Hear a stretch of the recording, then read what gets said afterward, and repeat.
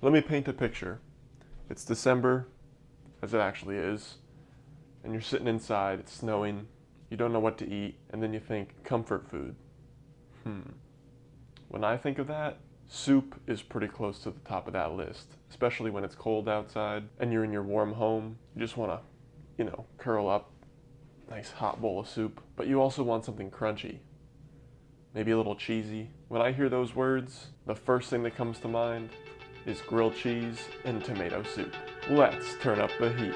Roll it.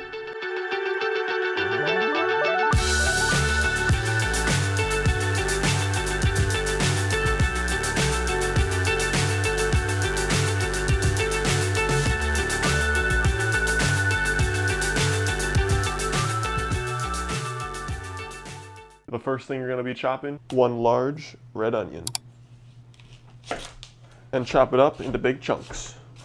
And once that's done, pull out 4 cloves of garlic.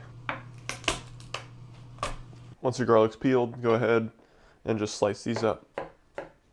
And now the most important part, the tomatoes. You want between 2.5 and 3 pounds of tomatoes. Go ahead, take the tip of your knife, get it right on that core, spin it around, and the only part of the tomato you're not using is that. Once your cores are gone, slice the tomatoes in half.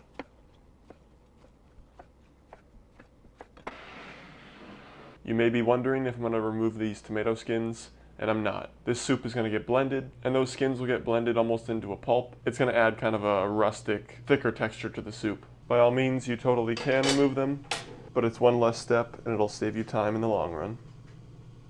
Just went in with about 1/4 cup of olive oil. Add your onions. About a teaspoon of salt as you go, a little bit of pepper, about a 1/2 teaspoon, add about 1/4 teaspoon of cayenne pepper. This is just going to add that zing, and about 2 teaspoons of sugar.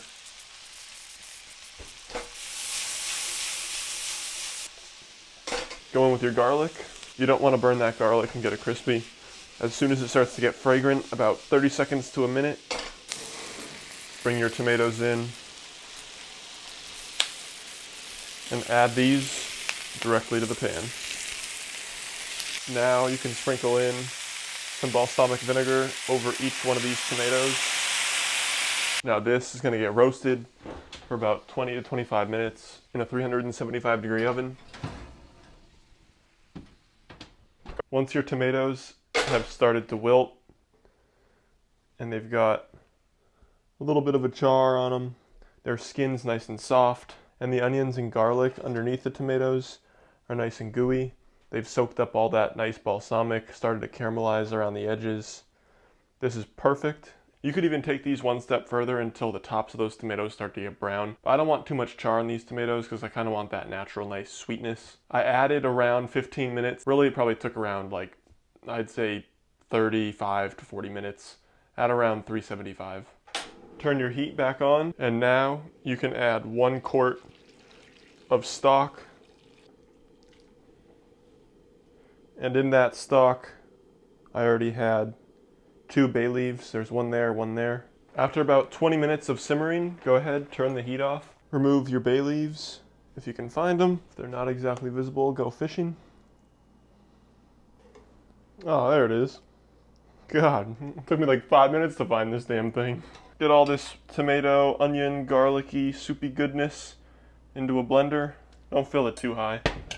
Throw the top on and let it rip. And just like that, your soup is perfect. Not done though, just looking perfect. Now to this, you can add cream or milk. I'm using whole milk. It's a little lighter than cream. It'll do the same job. And it's cheaper.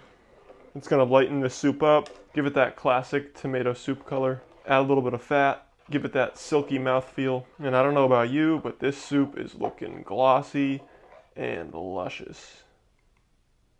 Check the salt level, definitely needs some more. Keep adding salt little by little, making sure not to oversalt. Mix it in, give it a taste, mix it in, give it a taste, until that salt level is Perfect. This grilled cheese is not fancy in any way. I'm not making my bread. It's not fancy cheese. I'm using 2 simple nice slices of a rustic white bread, and not 1, not 2, but 3 slices of American singles. I'm using this because it melts the best and it makes the best grilled cheese. I want real comfort food, and I certainly get comfort from this, and butter. Butter your bread. Yes, I'm using butter, not mayo. I like the flavor of butter. I don't like when my bread tastes like mayo. Use what you like. If you like mayo, use it. If you like butter, use it. This is what I prefer. And in the cold pan, toss in your bread. Turn on the heat, and now we can unwrap our beautiful slices. Kind of shape it to the bread. Get all that cheese in there. Take your other piece, fold it over, and over low heat, make sure it doesn't burn, toast this bad boy up. Once your sandwich starts to get nice and brown, go ahead and flip it. Perfect, look at that. Woo, man, that's gonna be good. And bring in the soup and your bowl.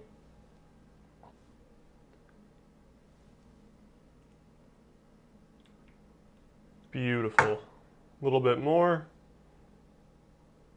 Move this to the side, and it's time. God, you hear that? Got your perfect grilled cheese and your soup. If that doesn't scream comfort food, I don't know what will. Here we go. The tomato soup and the grilled cheese. Give it a dip.